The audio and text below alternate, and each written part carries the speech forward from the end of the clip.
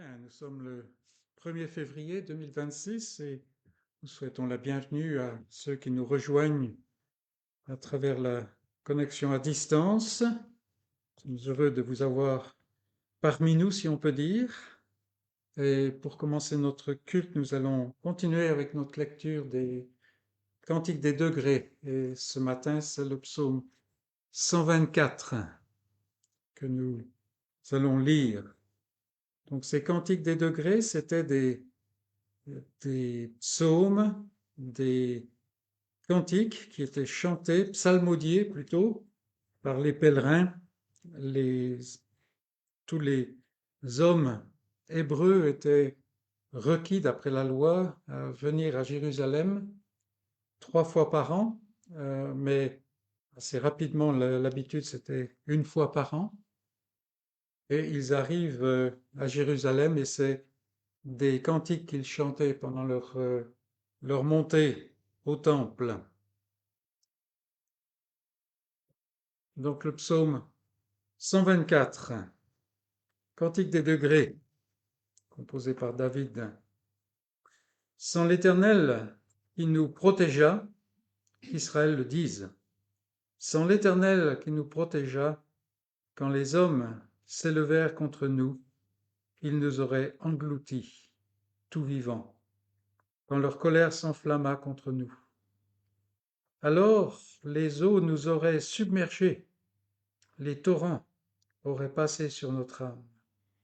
Alors auraient passé sur notre âme les flots impétueux.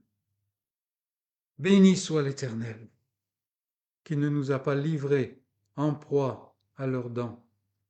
Notre âme s'est échappée comme l'oiseau du filet des oiseleurs. Le filet s'est rompu et nous nous sommes échappés. Notre secours est dans le nom de l'Éternel, qui a fait les cieux et la terre. Et nous avons ici le témoignage de tout vrai enfant de Dieu.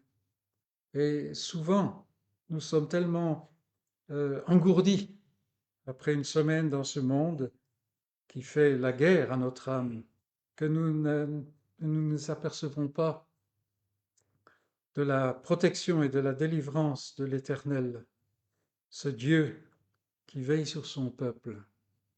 Et il le fait souvent à travers sa providence de manière à ce que ce n'est pas sensationnel, mais on finit la semaine peut-être meurtri, brisé, avec des cicatrices à droite à gauche, mais on a traversé des choses qui normalement auraient mis à mort cette vie que Dieu a placée en nous. Mais non, l'Éternel veille. Et c'est bon alors que nous venons dans sa présence, ensemble, d'une manière particulière, ce dimanche matin, il est bon de nous rappeler que, de nous remémorer, de garder, de raviver dans notre esprit et dans notre âme le fait que l'Éternel veille, il ne dort pas. Et quand nous traversons des moments qui sont difficiles, des moments où même émotionnellement on est submergé d'une manière ou d'une autre, il, il est là et il pose sa main en Jésus-Christ. Dans l'Ancien Testament, il était parlé du baume de Galaad. Alors on sait que les baumes peuvent euh, apaiser quand on se fait un coup sur la peau et on a un bleu, on passe un baume et tout ça. Et le baume de Galaad, qui bien entendu est une image de Christ et de ce que l'Esprit donne en Christ, n'est-ce pas? Ce baume est venu sur nous. Et alors même que normalement nous devrions être détruits, nous ne le sommes pas. Et je me rappelle des fois traverser des expériences qui étaient profondes. Et c'est pas que le Seigneur nous fait sortir plus fort et vainqueur comme ça, parce que sinon, la tentation est inverse. Là, on commence à prendre la gloire de notre propre force. Maintenant, il nous permet des fois juste de garder le nez hors de l'eau. Hein. La prochaine petite vague n'arrive pas à nous submerger. Ça suffit pour attendre la prochaine, et ainsi de suite. Et petit à petit, il nous restaure. Et je vous invite à venir devant lui et à nous courber dans la prière de reconnaissance. Seigneur, tu es Dieu, et tu es un Dieu de miséricorde, un Dieu qui est plein de compassion.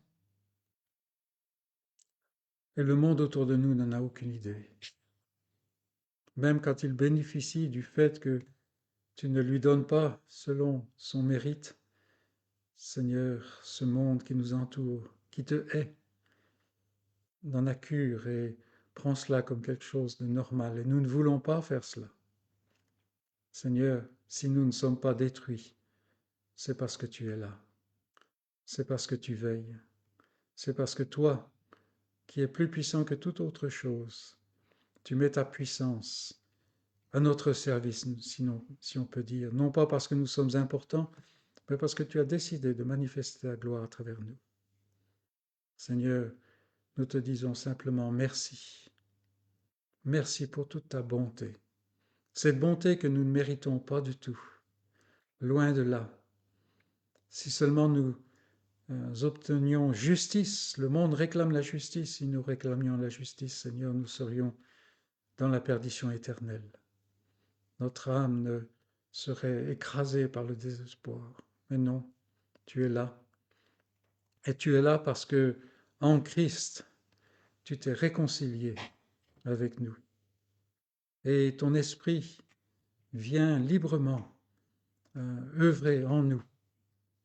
Et Seigneur, nous sommes capables maintenant, bien imparfaitement nous l'admettons, mais nous sommes capables de marcher selon l'esprit, de faire la lutte à cette chair qui s'attache tellement à nous, à mettre à mort ce corps de chair, ce corps de mort, graduellement, selon que ta parole nous instruit. Mais Seigneur, nous venons ce matin une fois encore, le cœur reconnaissant envers ta bonté envers nous, en Jésus-Christ, mais aussi, Seigneur, nous nous attendons à toi. Nous allons lire ta parole, nous allons chanter des cantiques à ton honneur, nous allons entendre l'explication de ta parole. Nous prions, Seigneur, que tu l'appliques à nos cœurs, que tu nous donnes de voir notre totale incapacité par nous-mêmes, mais aussi le fait qu'en Jésus-Christ, parce qu'il a vaincu, parce qu'aujourd'hui il est assis à la droite de ta majesté, dans les cieux, dans les lieux célestes. Seigneur, aujourd'hui nous pouvons être plus que vainqueurs et nous relever et savoir que nous avons cet espoir qui est sûr. Seigneur, saisis notre cœur, affermis notre foi, convainc le pécheur du péché, de son péché, attire les âmes à toi, Seigneur, et glorifie ton nom. Amen. Et notre premier cantique ce matin est le numéro 20. Vous qui sur la terre habitez, chantez à haute voix, chantez, réjouissez-vous au Seigneur, égayez-vous à son honneur. C'est en lui que nous pouvons avoir la joie. Et nous chantons donc le numéro 20.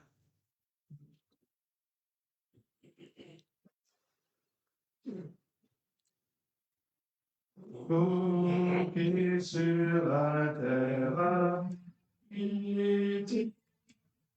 chantez à haute voix, chantez. Réjouissez-vous en Seigneur.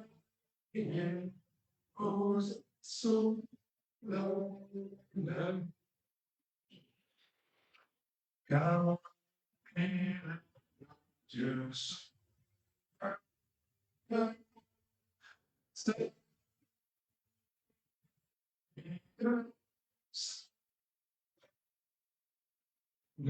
nous tous qui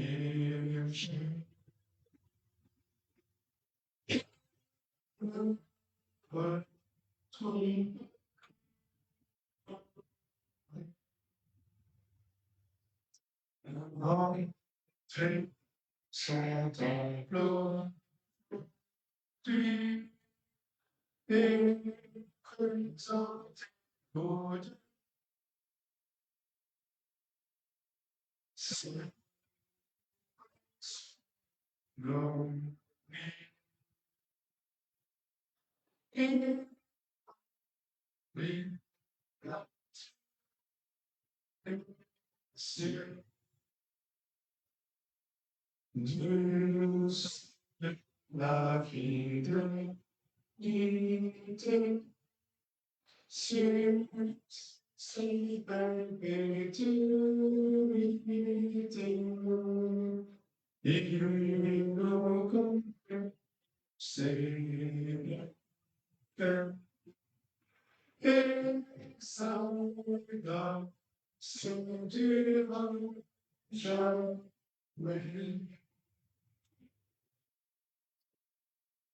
Pour notre première lecture, je vous invite à ouvrir la parole de Dieu dans le livre de la Genèse, chapitre 13.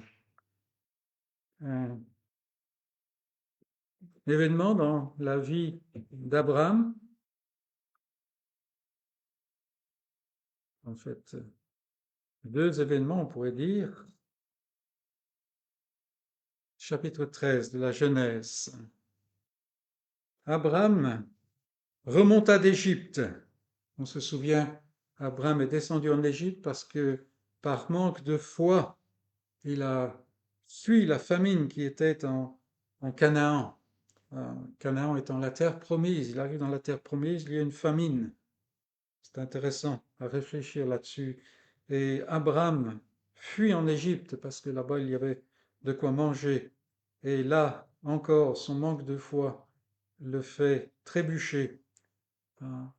Chapitre 13. Abraham remonta d'Égypte vers le midi. Lui, sa femme et tout ce qui lui appartenait, et Lot avec lui. Abraham était très riche en troupeaux, en argent et en or.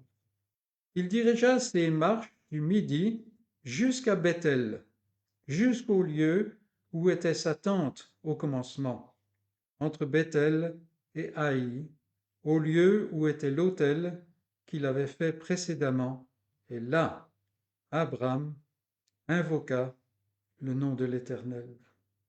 Lot, qui voyageait avec Abraham, avait aussi des brebis et des bœufs et des tentes, et la contrée était insuffisante pour qu'ils demeurent ensemble, car leurs biens étaient si considérables qu'ils ne pouvaient demeurer ensemble. Il y eut querelle entre les bergers des troupeaux d'Abraham et les bergers des troupeaux de Lot. Les Cananéens et les Phérésiens habitaient dans le pays. Abraham dit à Lot, qu'il n'y ait point, je te prie, de dispute entre moi et toi, ni entre mes bergers et tes bergers, car nous sommes frères. Tout le pays n'est-il pas devant toi? Sépare-toi donc de moi. Si tu vas à gauche, j'irai à droite. Si tu vas à droite, j'irai à gauche. Lot leva les yeux et vit toute la plaine du Jourdain, qui était entièrement arrosée, avant que l'Éternel ait détruit Sodome et Gomorrhe.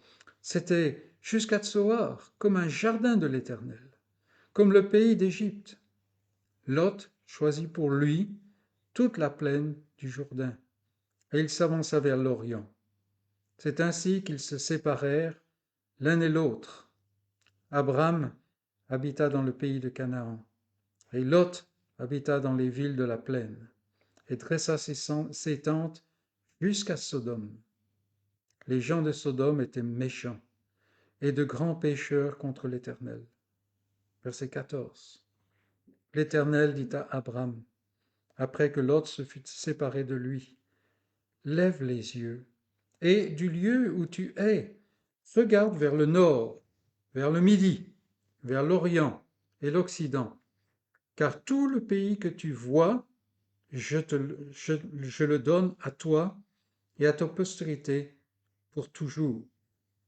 Je rendrai ta postérité comme la poussière de la terre, en sorte que si quelqu'un peut compter la poussière de la terre, ta postérité aussi sera comptée.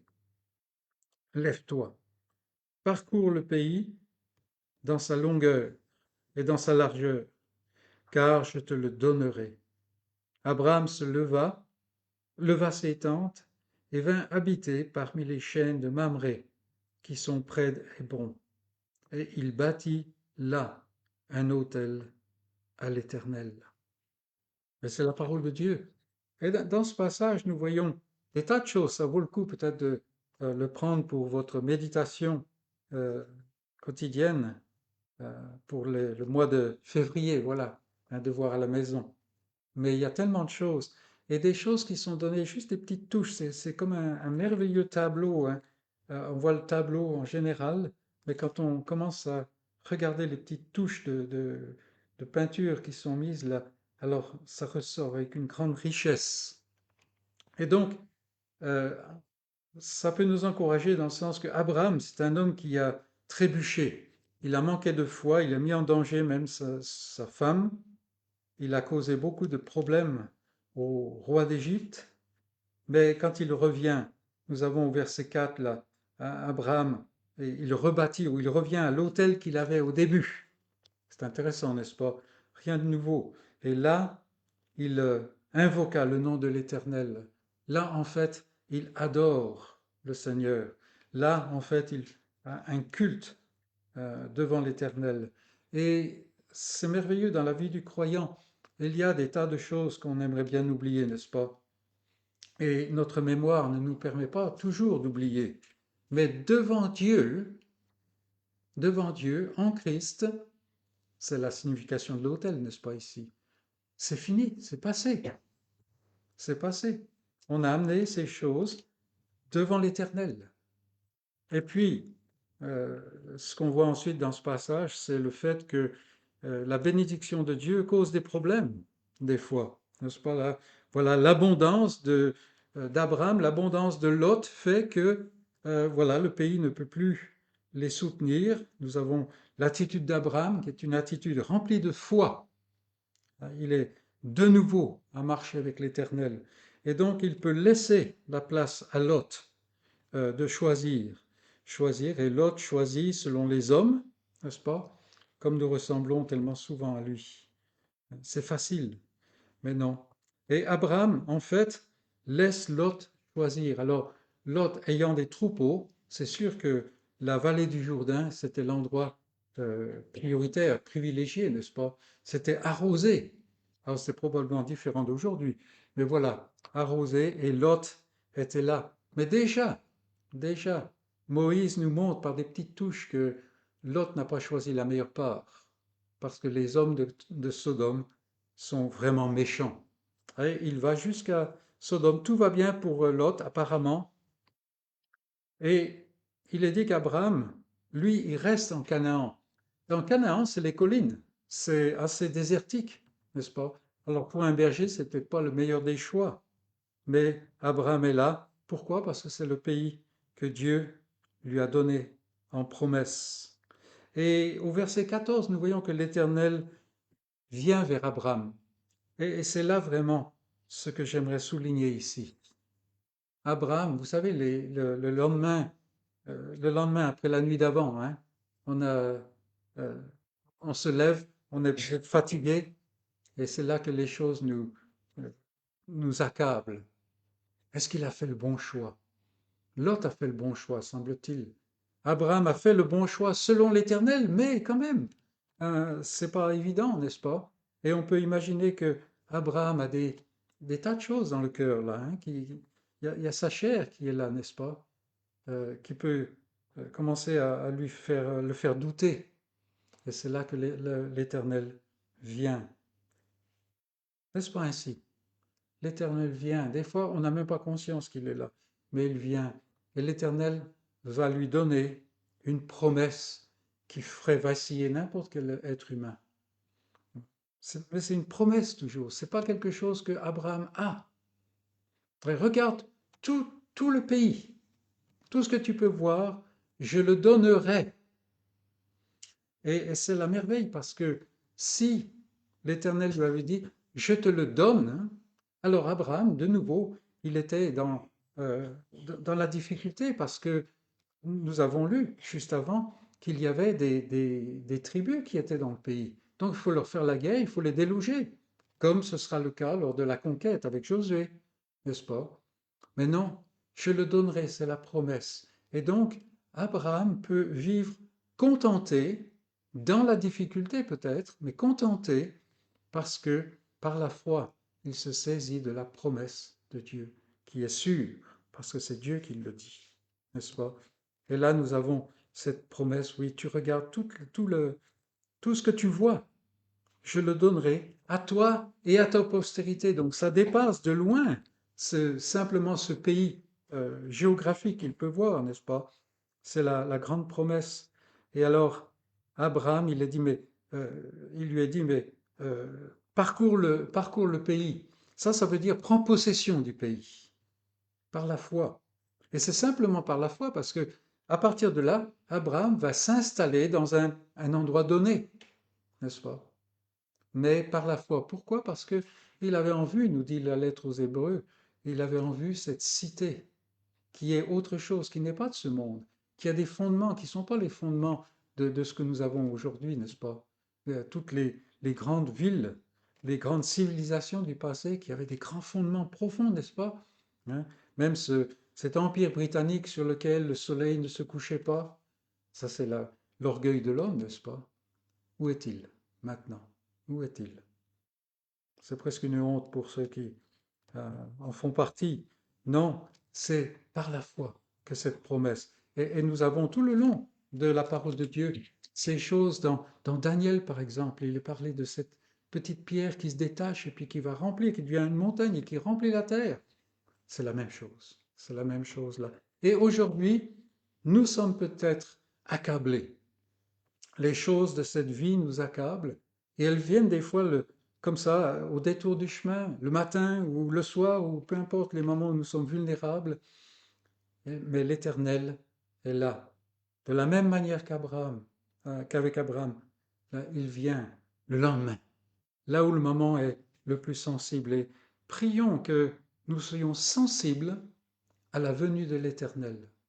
Il vient simplement par son esprit à côté de nous. Hein, en fait, c'est le sens de ce paraclet, hein, cet autre consolateur. C'est celui qui vient à côté. C'est pour ça que certains le traduisent par avocat. Hein. Il vient à côté, il va défendre, il va protéger, et tout cela. Que le Seigneur nous rende sensibles à cela. Parce que je dois avouer que franchement, personnellement, il est là, mais la plupart du temps, je ne suis pas sensible. Je suis pas sensible à sa présence, et c'est simplement, c'est dommage. Parce qu'alors, la paix nous fuit, n'est-ce pas? Donc prions à partir de ce passage et je vous encourage à revenir dedans et à le laisser fondre sous la langue, comme on pourrait dire, n'est-ce pas? C'est merveilleux. En attendant, nous allons chanter et c'est au numéro 69 que nous allons. Ma richesse, ma gloire et ma félicité, ô Jésus, c'est de croire que tu m'as racheté. 69.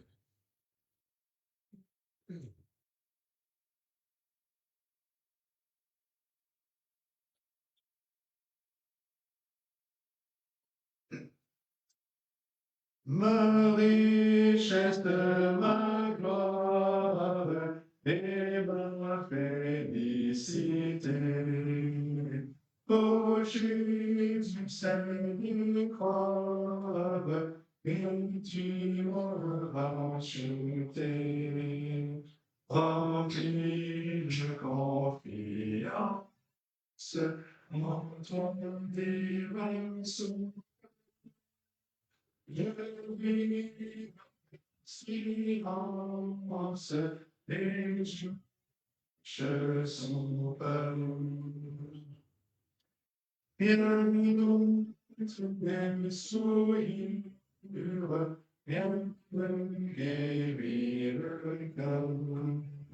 Si les meurtrissures et sang du Sauveur. Oui, Jésus, sauve-nous de toute iniquité, lui procuratrice, le sur liberté. Pour lui,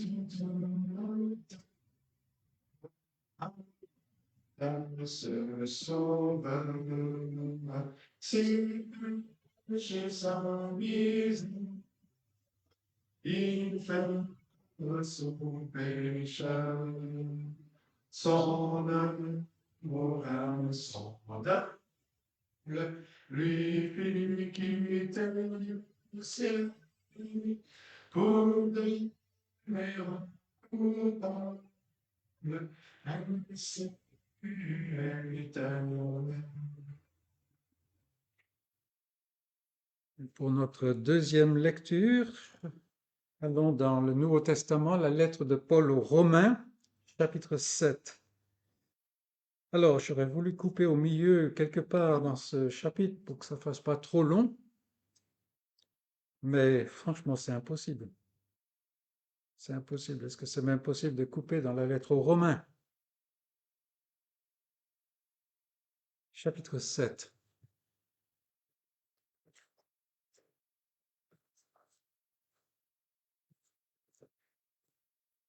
Et Paul ici montre que le croyant, qu'il le ressente ou non, est libéré de la loi. Il est libre des exigences de la loi. Non pas pour faire n'importe quoi, mais il est libre de la loi. Et c'est important parce que la loi utilise la chair pour nous alourdir, comme nous allons voir, pour nous amener à un point de désespoir. Et dans le chapitre 7, l'apôtre commence à répondre à cela. Verset 1. Ignorez-vous, frères, car je parle à des gens qui connaissent la loi, que la loi exerce son pouvoir sur l'homme aussi longtemps qu'il vit. Ainsi, et là c'est une illustration, ainsi une femme mariée est liée par la loi à son mari tant qu'il est vivant. Mais si le mari meurt, elle est dégagée de la loi qui l'a liée à son mari.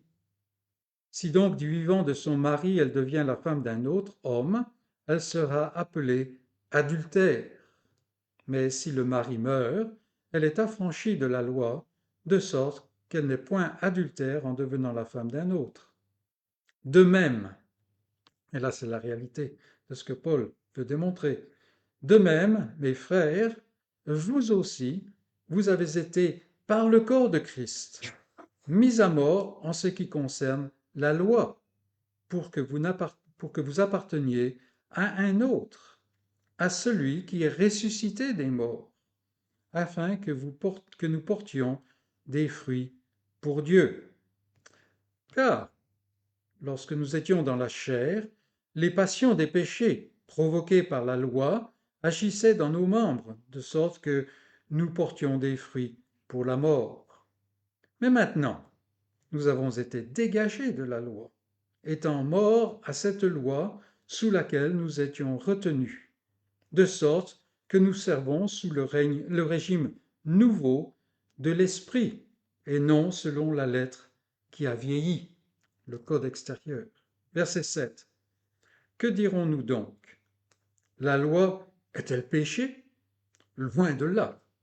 Mais je n'ai connu le péché que par la loi, car je n'aurais pas connu la convoitise si la loi n'avait dit « tu ne convoiteras point ». Et le péché, saisissant l'occasion, produisit en moi, par le commandement, toutes sortes de convoitises. Car sans loi, le péché est mort. Pour moi, étant autrefois sans loi, je vivais. Mais quand le commandement vint, le péché reprit vie, et moi, je mourus. Ainsi, le commandement qui conduit à la vie se trouva pour moi conduire à la mort. Car le péché, saisissant l'occasion, me séduisit par le commandement, et par lui me fit mourir.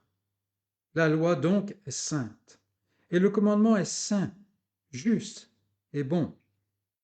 Ce qui est bon a-t-il donc été pour moi une cause de mort? Loin de là. Mais c'est le péché, afin qu'il se manifeste comme péché en me donnant la mort par ce qui est bon, et que par le commandement il devienne condamnable au plus haut point. Nous savons en effet, verset 14, que la loi est spirituelle. Mais moi, je suis charnel, vendu au péché, car je ne sais pas ce que je fais. Je ne fais point ce que je veux, et je fais ce que je hais. Or, si je fais ce que je ne veux pas, je reconnais par là que la loi est bonne. Et maintenant, ce n'est plus moi qui le fais, mais c'est le péché qui habite en moi. Ce qui est bon, je le sais, n'habite pas en moi, c'est-à-dire dans ma chair. J'ai la volonté, mais non le pouvoir de faire le bien, car je ne fais pas le bien que je veux, et je fais le mal que je ne veux pas.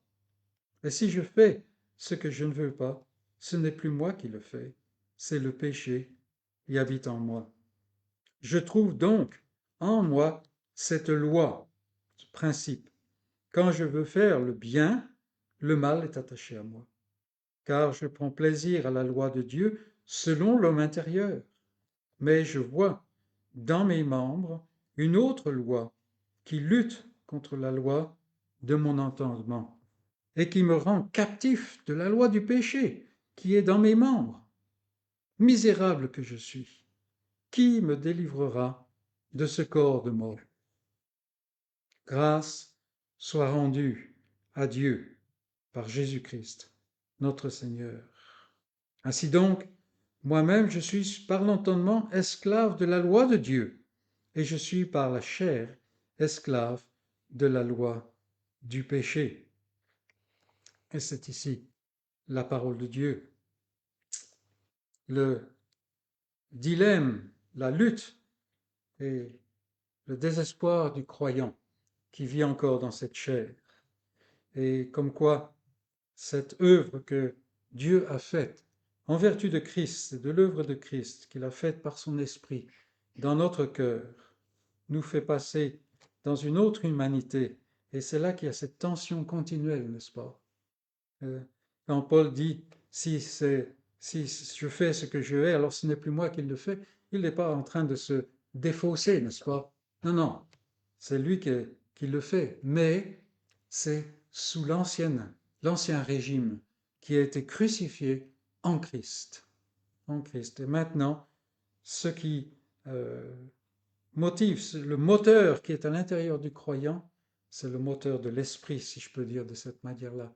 C'est-à-dire que c'est l'esprit qui œuvre et qui donne la force. Et la raison pour laquelle nous sommes si souvent faibles dans l'esprit, et pourquoi si souvent notre chair a tellement de force, c'est parce que nous n'entendons pas, nous ne ramenons pas notre esprit, nous ne mettons pas en exercice, en prise directe, la parole de l'esprit, la parole de Dieu.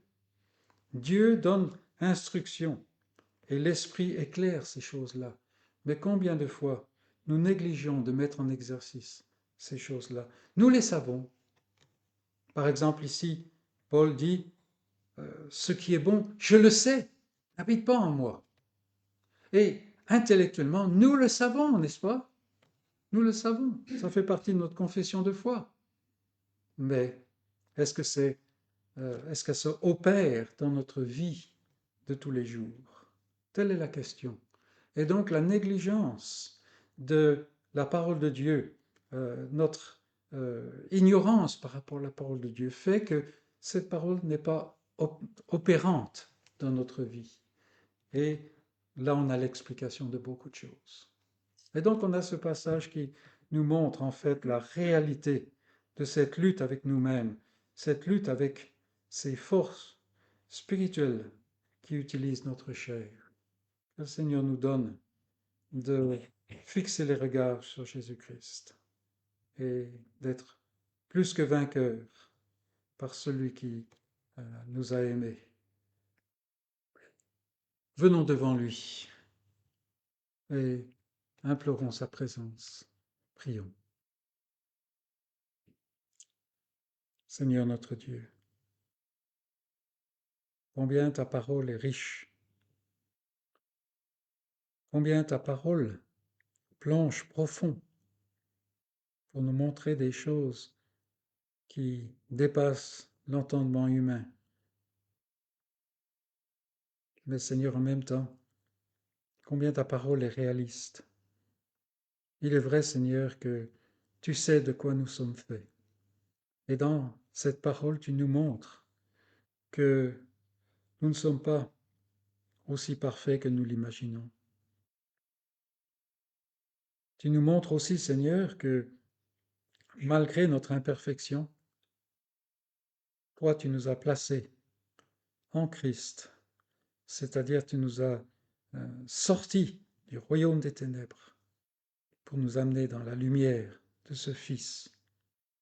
Et si nous traînons encore ce corps de mort, ces pensées, ces élans, ces pulsions qui ne vont pas dans le sens de ta volonté, Seigneur, malgré cela, tu as posé nos pieds fermement en Christ et en lui, grâce à ce qu'il a accompli, à la fois par son obéissance dans sa vie et son obéissance dans sa mort.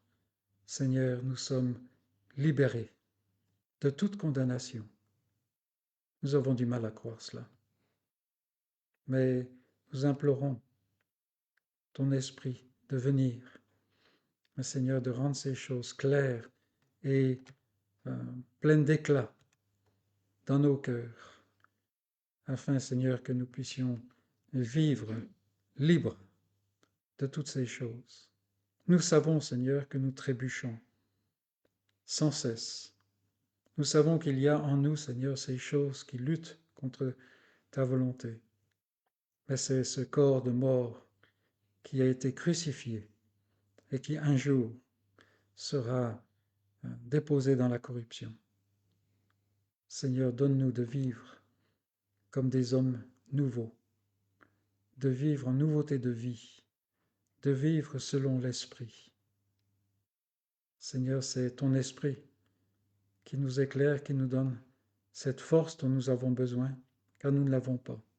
Et c'est ce pourquoi nous te prions, que tu viennes d'une manière puissante nous instruire spirituellement, que ton Esprit nous donne cette force pour mettre à mort la chair, pour, Seigneur, mourir chaque jour à nous-mêmes, ce renoncement qui est tellement difficile.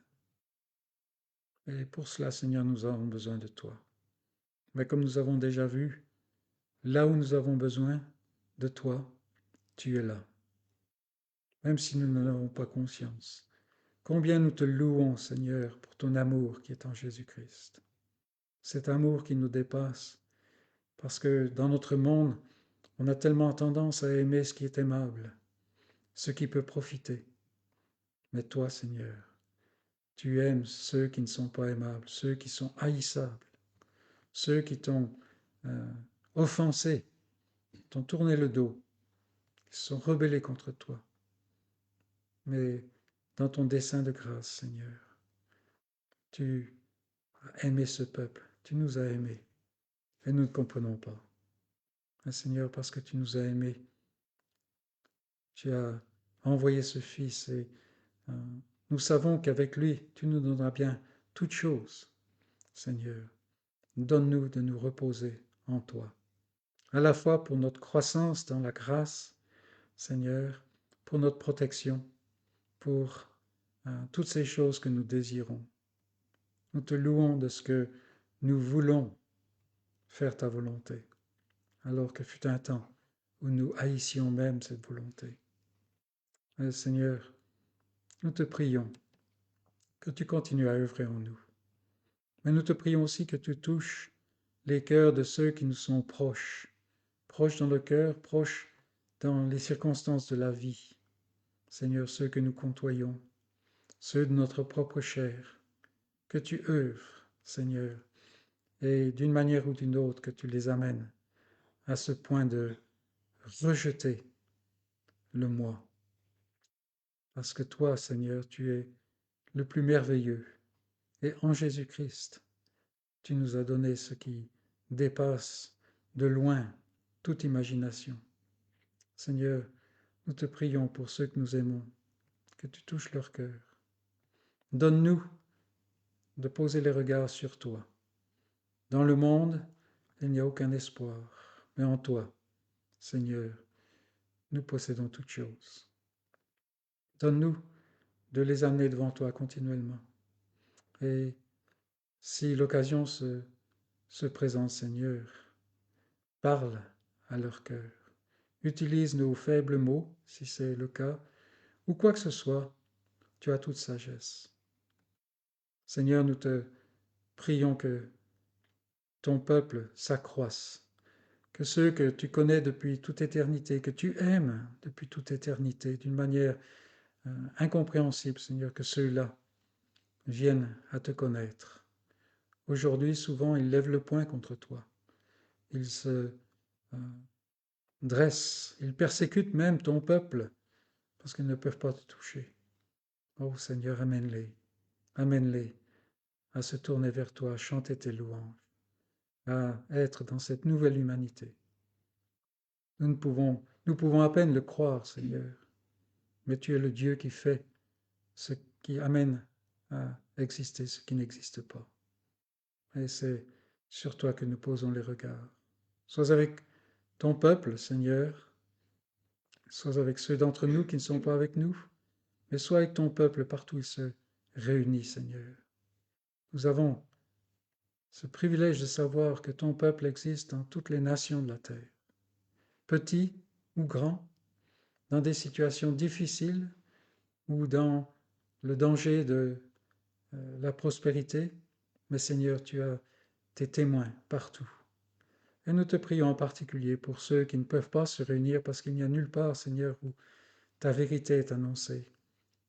Nous te prions, Seigneur, suscite une armée de ces héros qui vont se consacrer selon ta vocation à aller là où tu n'es pas connu, là où on n'entend pas ton nom, ni le nom de ton Christ, et qui vont pouvoir l'annoncer.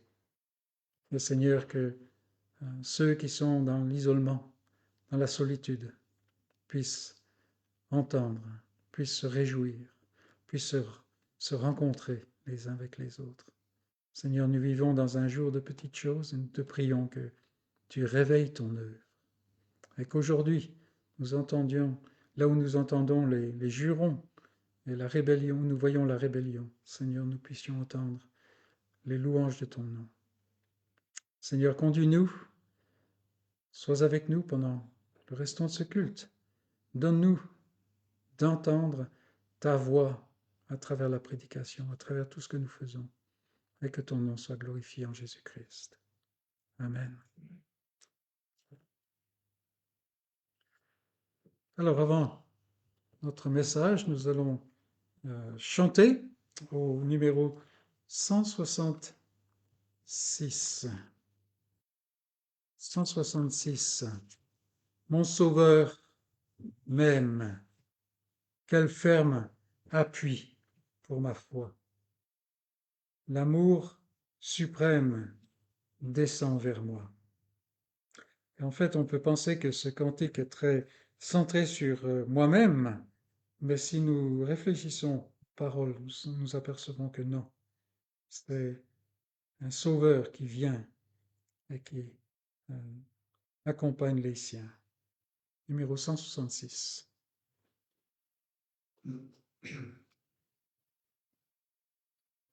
Mon sauveur m'aime, quel ferme puis-je pour foi, l'amour suprême décrit vers moi.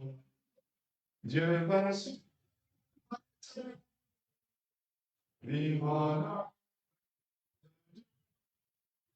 voilà,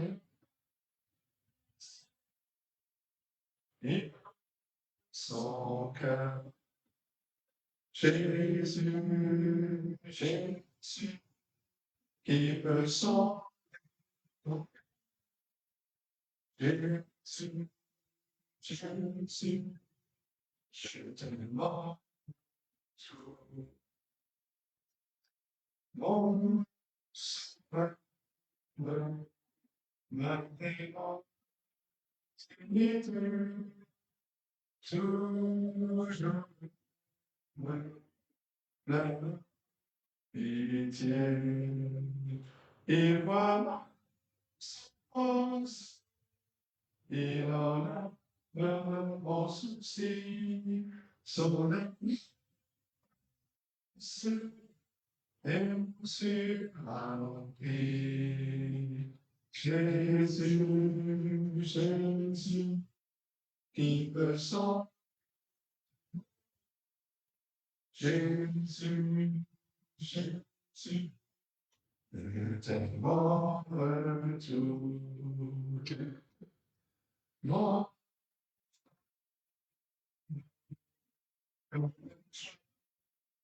merci.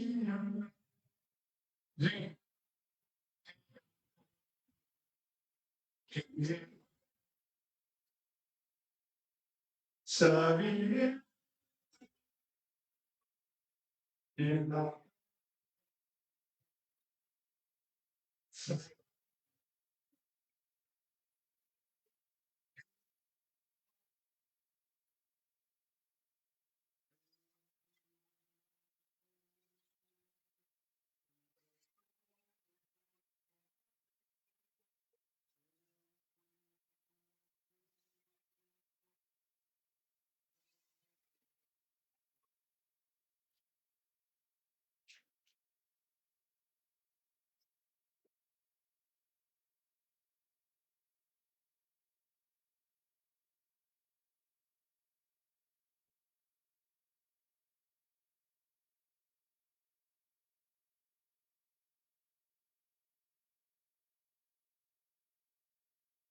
Je vous invite à ouvrir la parole de Dieu dans la lettre de Paul aux Colossiens, chapitre 1er. On a vu comment l'apôtre Paul a exprimé sa reconnaissance à Dieu pour la foi des Colossiens. Ils ont entendu l'évangile, ils ont cru. Il a ensuite mentionné ce que lui et Timothée demandent dans leur prière pour ces croyants à Colosse. Et maintenant, il souligne une merveilleuse, une grande réalité. Et ce matin, nous allons nous focaliser sur le verset 12, Colossiens 1, le verset 12. Voici la parole de Dieu. Rendez grâce au Père qui vous a rendu capable d'avoir part à l'héritage des saints dans la lumière. Et c'est la parole de Dieu. Pendant son ministère sur terre, le Seigneur a rencontré beaucoup de personnes et je pense que vous connaissez cette histoire où, alors qu'il se rendait à Jérusalem, il est entré dans un village où se trouvaient 10 lépreux qui ont imploré sa miséricorde et le Seigneur les a envoyés vers les sacrificateurs. Et alors qu'ils étaient en route, il les a guéris de manière miraculeuse. Et le Seigneur était attristé de ne voir qu'un seul des 10 est revenu pour le remercier. Les 10 n'ont-ils pas été guéris, dit-il. Les 9 autres, où sont-ils? Et Luc, en plus, souligne que celui qui était revenu pour rendre grâce au Seigneur était un Samaritain, un exclu, un paria. Et le Seigneur a loué ce Samaritain qui était plein de reconnaissance. Il lui dit, lève-toi, va, ta foi t'a sauvé. On lit cela en Luc 17, les versets 16 et suivants. Et quand on se rappelle de cet événement, on peut voir que la déclaration de l'apôtre Paul ici au verset 12 est loin d'être fortuite. Rendez grâce au Père. En fait, on devrait lire cela à la suite du verset 11, fortifié à tous égards par sa puissance glorieuse, en sorte que vous soyez toujours et avec joie persévérants et patients rendant grâce au Père. C'est pour cela qu'on l'a mentionné la dernière fois. L'apôtre Paul a prié pour que Dieu donne aux Colossiens la force de mener une vie digne, une vie qui plaise au Seigneur, et en concluant son argumentation en rendant grâce au Père. L'action de grâce est la première grande caractéristique du vrai chrétien. C'est ce sentiment de reconnaissance, de gratitude envers Dieu. Et si on prend le temps, même de manière assez simple, assez courte, de survoler les Écritures, on voit que la foi authentique, la foi à salut, est toujours reconnaissante envers Dieu. Toujours reconnaissante. Elle désire toujours louer Dieu pour sa grâce, pour sa miséricorde envers des pécheurs. On peut penser à Marie, par exemple, dans son cantique, Luc 1, verset 46, qui a l'annonce de la venue du Seigneur. Elle s'écrit, mon âme exalte le Seigneur. Mon esprit se réjouit en Dieu, mon Sauveur. Luc 1, 46 et 47. L'apôtre Paul lui-même a répondu à son propre enseignement en 2 Corinthiens 9, verset 15. Grâce soit rendue à Dieu pour son don merveilleux.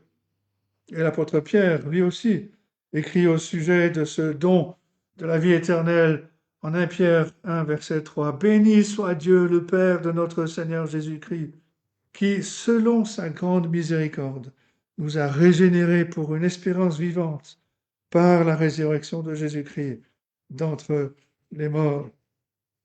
Et si on voit la fin de la Bible, dans le livre de l'Apocalypse, on a cette description des chrétiens qui sont dans la gloire, dans le ciel, et qui rendent grâce à Dieu, revêtus de robes blanches, qui sont devant le trône et qui crient d'une voix forte, le salut est à notre Dieu, qui est assis sur le trône et à l'agneau. Apocalypse 7, verset 10. Les véritables chrétiens, les vrais croyants, sont reconnaissants, non pas parce qu'ils ont un certain type de personnalité ou parce qu'ils sont incapables d'affronter la réalité. Non, notre reconnaissance est une réponse à la grâce de Dieu, à cette œuvre de salut, cette œuvre étonnante et merveilleuse que le Seigneur Jésus-Christ a accomplie pour nous. C'est vrai que j'aurais pu proposer à Jean-Claude de choisir ce cantique qu'on chante de temps en temps. Ô mon âme, exalte et chante du Seigneur le nom divin. Viens louer sa grâce aimante qui t'accorde tant de bien. Mais dans la version originale, l'auteur dit pourquoi. Pourquoi on vient louer Dieu? Racheté, guéri, restauré, pardonné. Qui, comme moi, devrait chanter ses louanges? Voilà la raison. C'est dans cet esprit de reconnaissance que l'apôtre prie pour que nous aussi nous soyons pleins de gratitude. Il expose les raisons dans cette œuvre étonnante de la grâce de Dieu à travers son Fils. Il veut, l'apôtre Paul, il veut que l'on connaisse les bénédictions que l'on a en Christ. Et il commence par cette grande déclaration au verset 12. Le Père vous a rendu capable d'avoir part à l'héritage des saints dans la lumière. Cette expression, ce terme, rendu capable, veut dire qu'il nous a autorisés, il nous a qualifiés pour partager l'héritage des saints dans la lumière. Et c'est le premier point. Nous sommes qualifiés en Christ. Posséder de bonnes qualifications est quelque chose d'essentiel, même dans la vie, pour obtenir certains postes. Si on veut certains emplois, on doit démontrer qu'on est qualifié, qu'on est autorisé à exercer cet emploi. Pour devenir pilote de ligne, par exemple, on doit avoir suivi la formation appropriée. On doit avoir accumulé un certain nombre de vols qui est exigé. Pour être médecin, on doit avoir fait les études de médecine, faire fait les stages obligatoires. Cela représente des années d'études avant de pouvoir exercer. Et quand Paul dit que les Colossiens sont qualifiés pour hériter la gloire éternelle, les conditions d'admission sont particulièrement importantes. On sait que tout le monde est destiné à mourir et on pourrait penser que chacun ferait tout son possible pour savoir clairement comment se qualifier pour la vie éternelle. Et pourtant, c'est triste, c'est même alarmant de voir que concernant cette question fondamentale, la plupart des gens se contentent des réponses que nous donne la culture populaire ou la sagesse du monde. Selon la culture de ce monde, dans la mesure où elle se soucie de cette question, on entrerait au paradis en donnant de bonnes réponses aux questions que Pierre poserait à la porte du paradis. La sagesse conventionnelle ajoute que Pierre voudra savoir si on a mené une vie fondamentalement bonne. On doit être capable de citer une série de bonnes actions, d'éviter de répondre à des crimes odieux. Mais est-ce que la culture populaire a raison au sujet des conditions requises pour entrer au paradis? On pourrait commencer par se poser la question de savoir est-ce que Pierre passe vraiment son éternité à interviewer les candidats au ciel. Et la parole de Dieu nous répond que ce n'est pas devant Pierre, mais devant Dieu que l'on doit se qualifier pour avoir la vie éternelle. Hébreux 9, verset 27 nous dit qu'il est réservé aux hommes de mourir une seule fois, après quoi vient le jugement. Et le jugement est de Dieu, puisque c'est Dieu qui admet les âmes dans son paradis, les conditions requises sont révélées dans sa parole. On peut résumer les exigences de la Bible en termes de justice, de sainteté et de liens familiaux.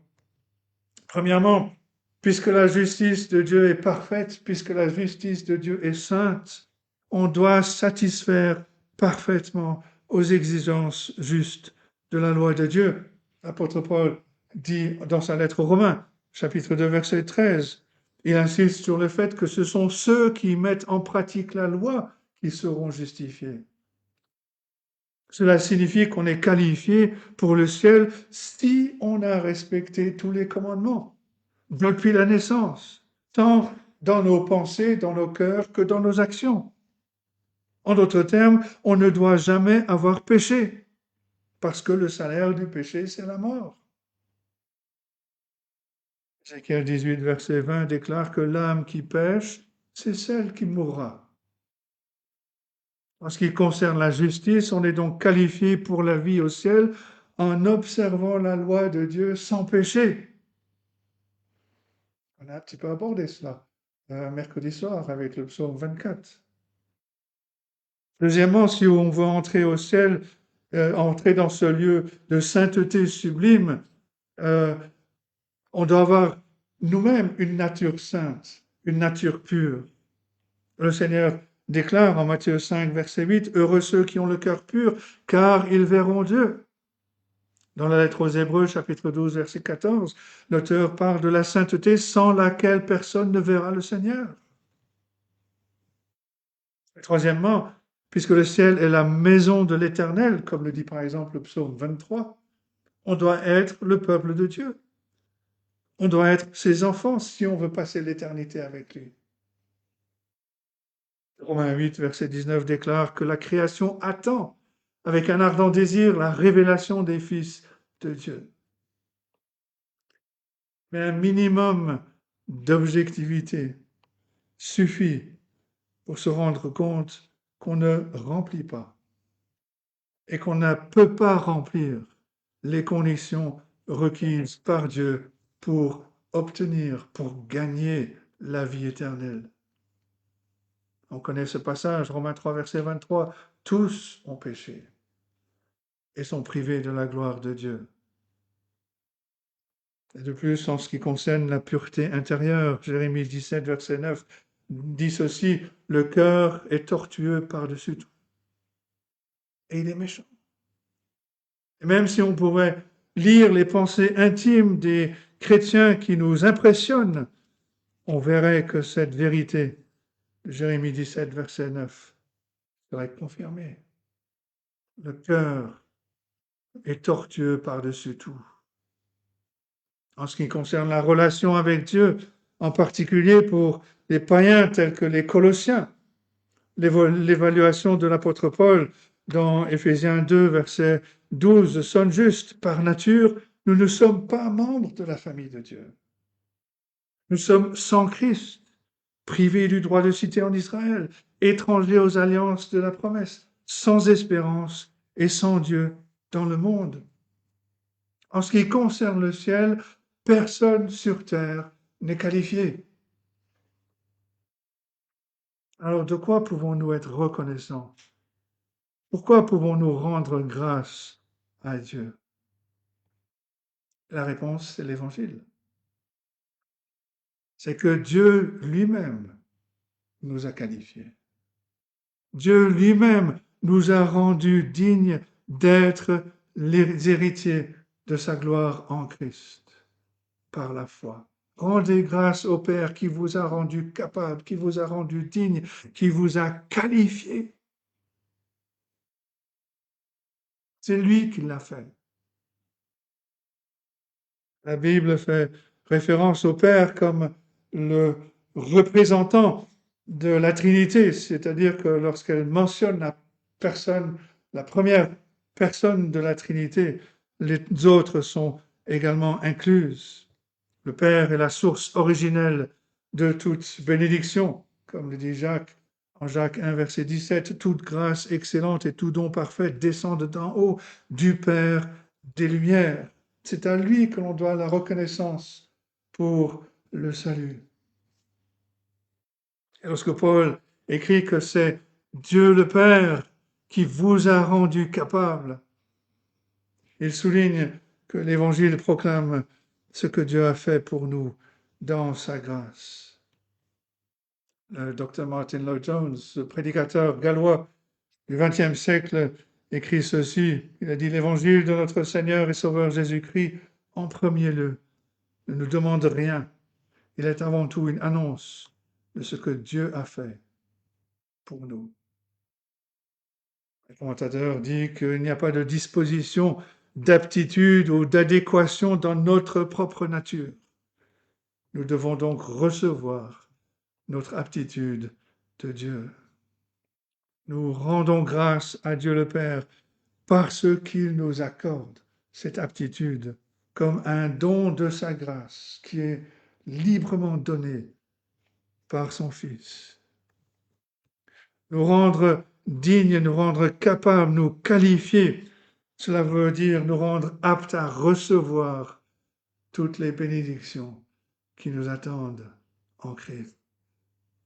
Le commentateur écrit que cette qualification signifie que toutes les conditions ont été remplies pour qu'une personne puisse revendiquer pleinement son statut de membre éclairé du peuple élu de Dieu.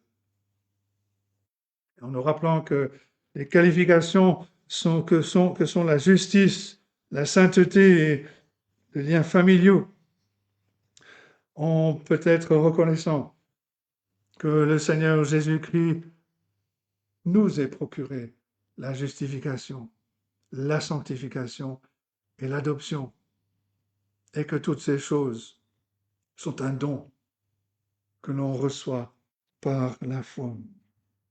Alors que l'on pouvait remplir et qu'on n'en a pas rempli et qu'on ne pourra jamais remplir par nous-mêmes aucune des conditions requises, le Seigneur Jésus-Christ l'a fait.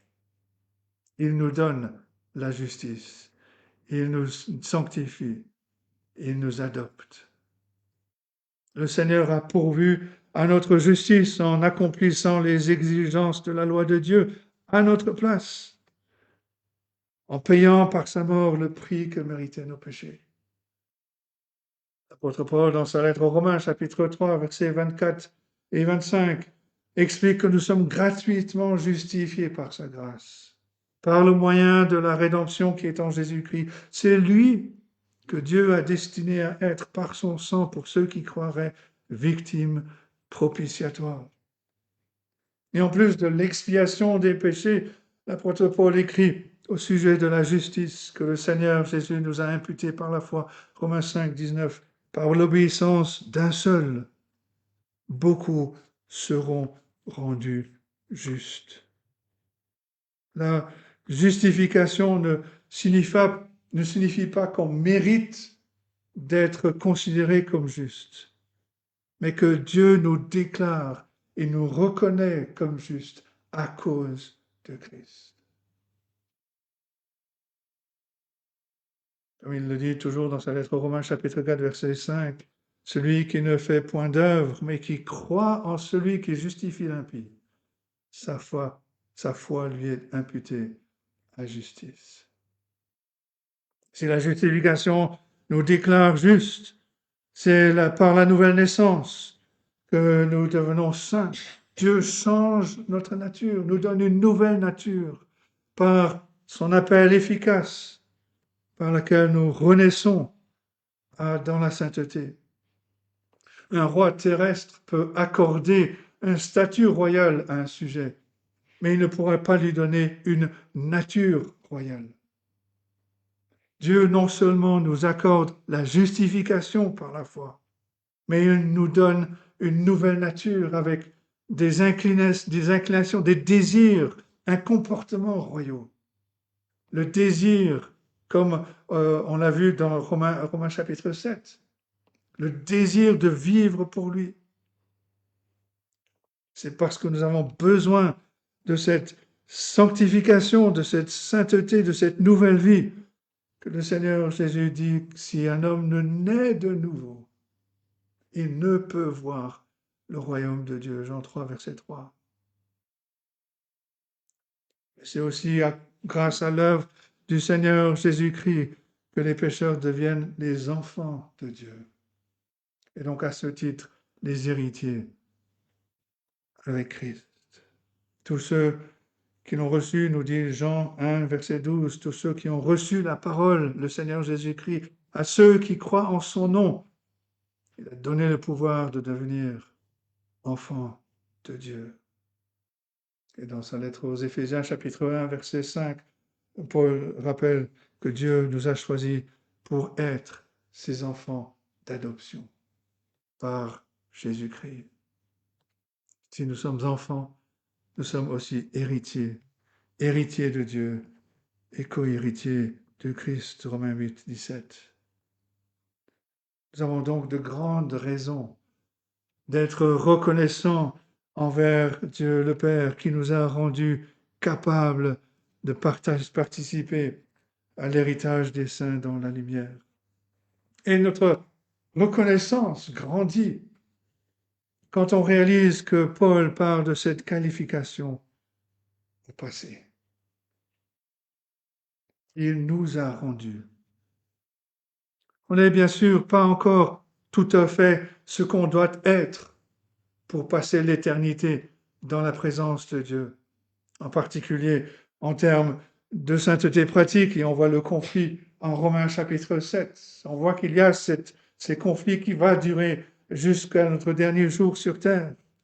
Mais en exprimant cette qualification au passé, l'apôtre Paul souligne le caractère achevé de l'œuvre du Seigneur Jésus-Christ, de sorte que l'on a désormais la position d'héritier de Dieu, même si la pleine possession de l'héritage est encore à venir.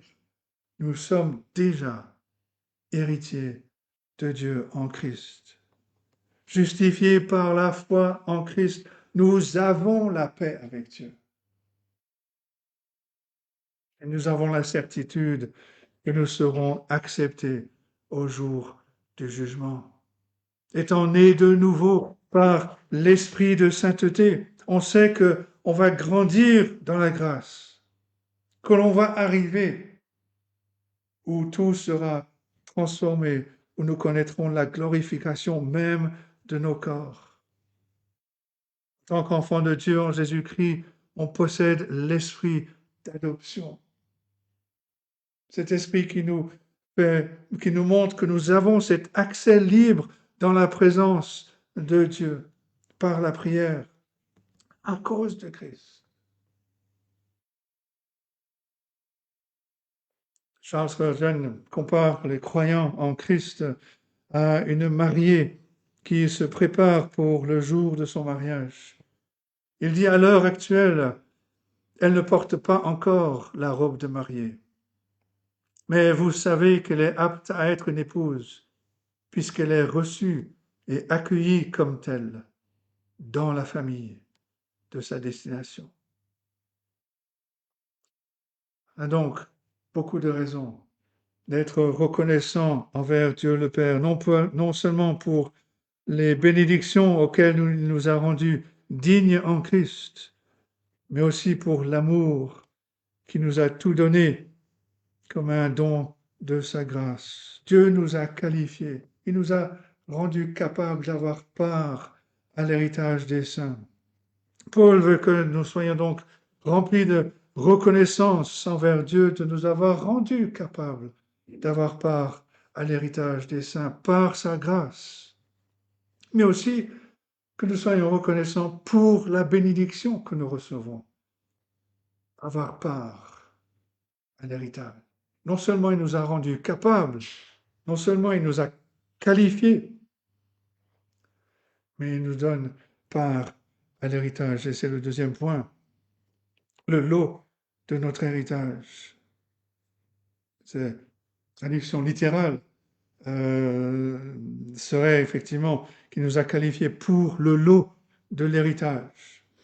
Et on a une allusion à la répartition de la terre de la promesse quand les tribus d'Israël sont entrées dans le pays de Canaan après l'Exode.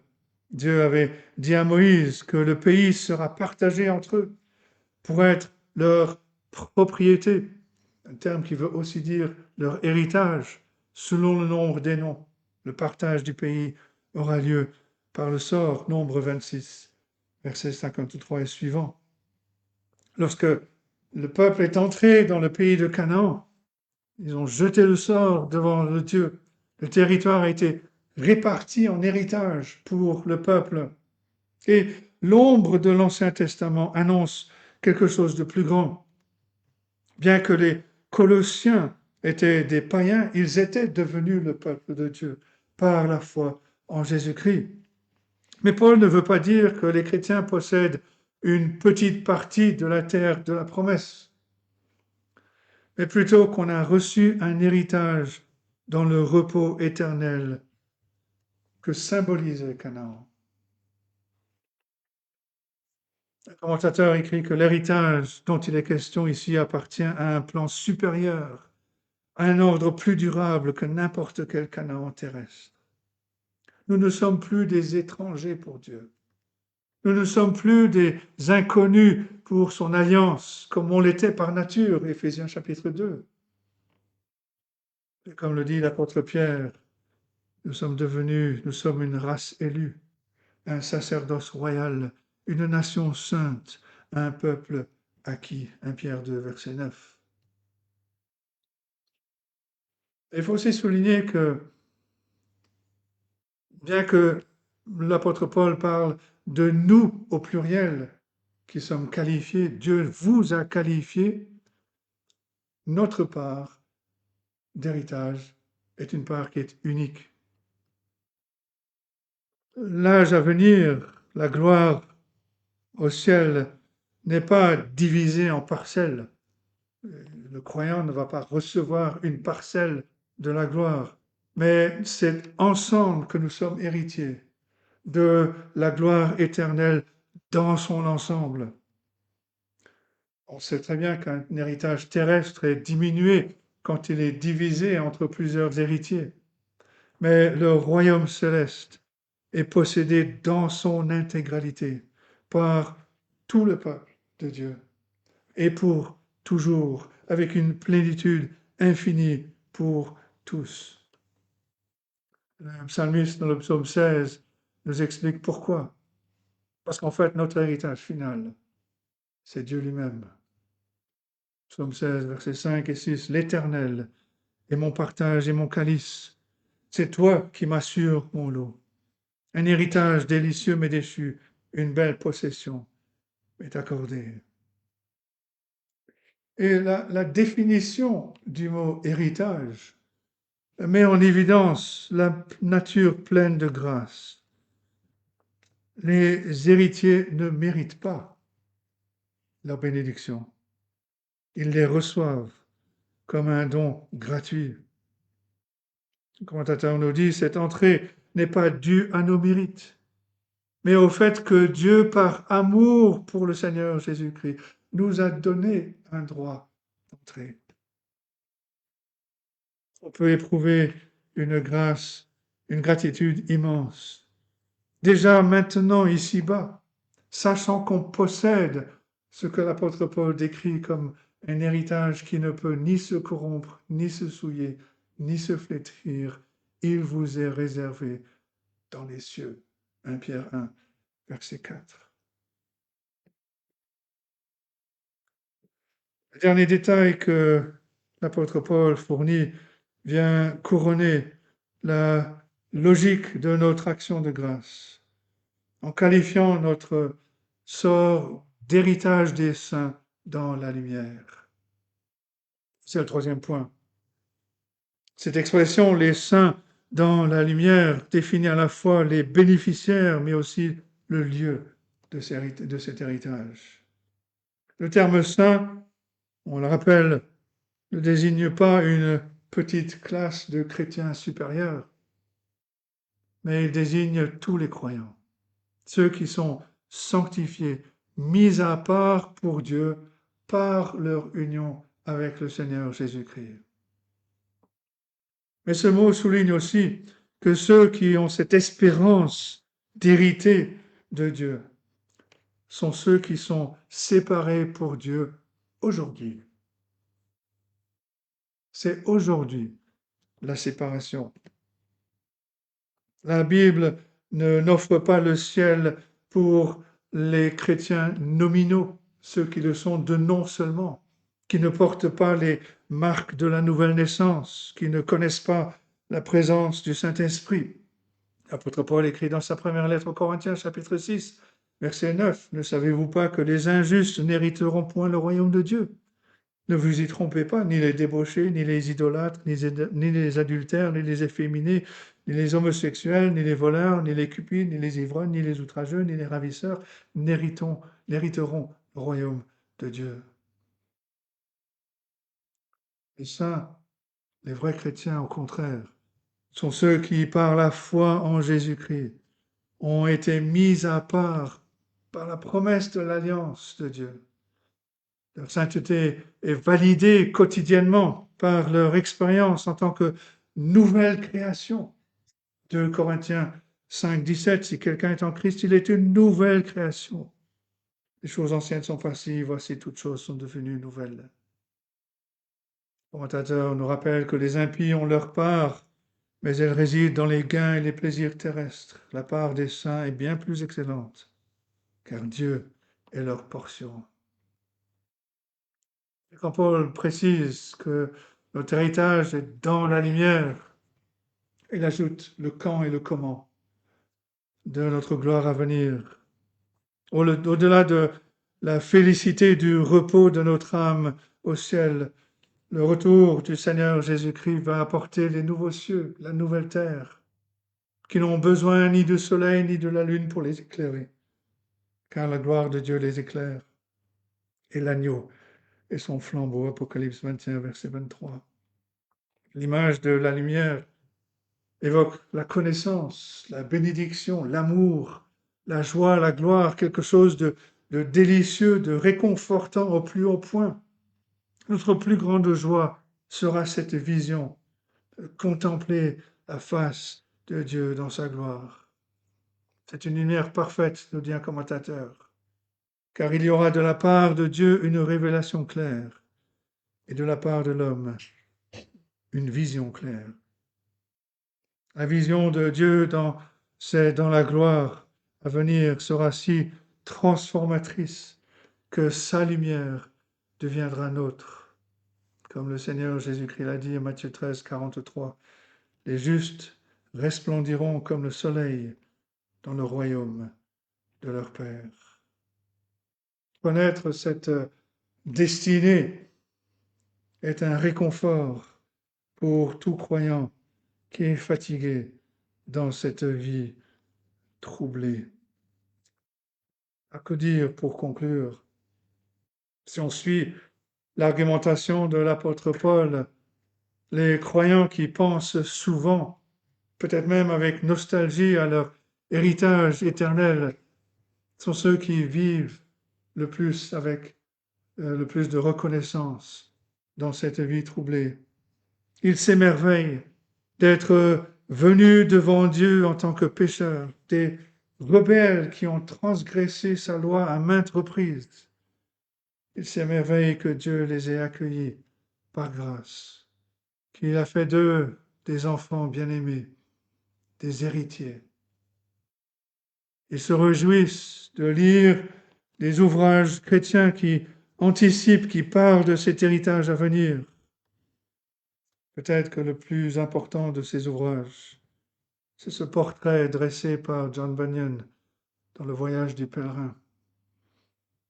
John Bunyan raconte comment, après de nombreuses épreuves spirituelles, son personnage, appelé chrétien, a été appelé à traverser la dernière rivière. Le passage était effrayant. Mais Chrétien et son compagnon ont laissé leurs vêtements mortels derrière eux quand ils ont vu cette belle cité, la porte dorée qu'ils ont traversée. Ils ont été accueillis par des messagers resplendissants, envoyés pour servir les héritiers du salut.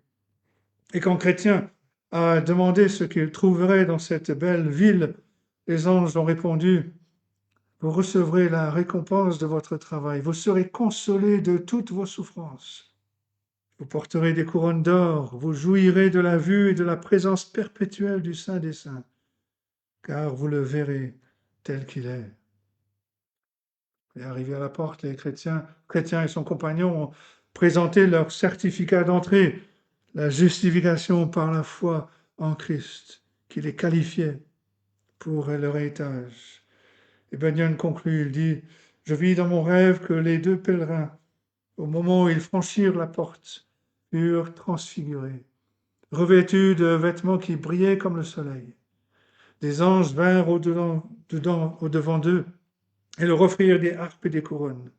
Les harpes pour louer Dieu, les couronnes comme marque d'honneur. Dans mon rêve, j'entendis le son joyeux de toutes les cloches de la cité et une voix qui disait: entrez dans la joie de votre Seigneur. J'entendis aussi les pèlerins chanter d'une voix forte: à celui qui est assis sur le trône et à l'agneau soit la louange, l'honneur, la gloire au siècle des siècles.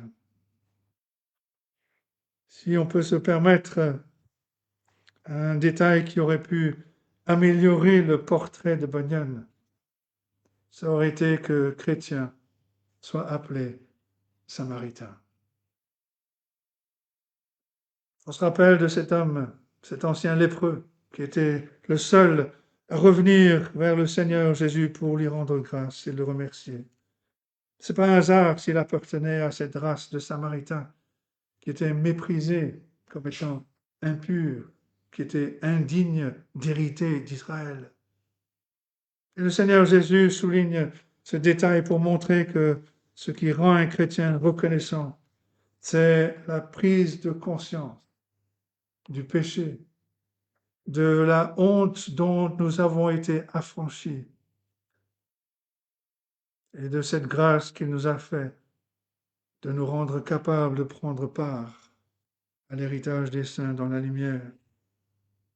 En repensant au péché dont le Seigneur Jésus nous a sauvés par son sang, et même alors que l'on considère l'espérance glorieuse de cette cité dans laquelle nous habiterons pour toujours, on peut s'exclamer, mais comment pourrons-nous jamais montrer notre gratitude? Le Seigneur répondrait certainement en nous rappelant ceux autour de nous qui restent étrangers à la grâce de Dieu. Il faudrait qu'on leur raconte avec reconnaissance ce que Dieu a fait pour nous. Nous étions des enfants de colère comme les autres. Nous étions injustes, nous étions séparés de Dieu. Comme Paul l'écrit dans sa première lettre aux Corinthiens, chapitre 6 et verset 11. Vous avez été lavés, vous avez été sanctifiés, vous avez été justifiés au nom du Seigneur Jésus et par l'Esprit de notre Dieu. Nous avons un sujet de reconnaissance, de gratitude. Dieu nous a qualifiés pour prendre part à l'héritage des saints dans la lumière. Mais c'est aussi une motivation supplémentaire pour dire aux autres ce que Dieu a fait pour nous. Et qu'au travers de notre témoignage, Dieu fasse l'œuvre dans leur cœur, qu'eux aussi découvrent la merveille de ce salut en Jésus-Christ, ce salut qui est par pure grâce. Il nous a rendus capables, il nous a qualifiés pour prendre part à l'héritage des saints dans la lumière. Tout cela est par grâce. Que Dieu nous aide à méditer ces choses, qu'il nous aide à les vivre et qu'il bénisse sa parole à nos cœurs.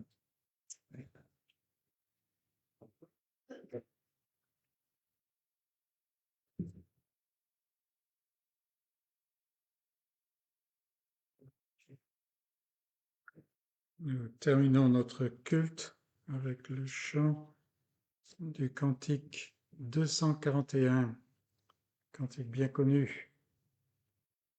Ô Christ, éternel rocher, je viens en toi me cacher. C'est un cantique qu'on peut chanter suite à toute prédication et en toute occasion. Le seul refuge. 241.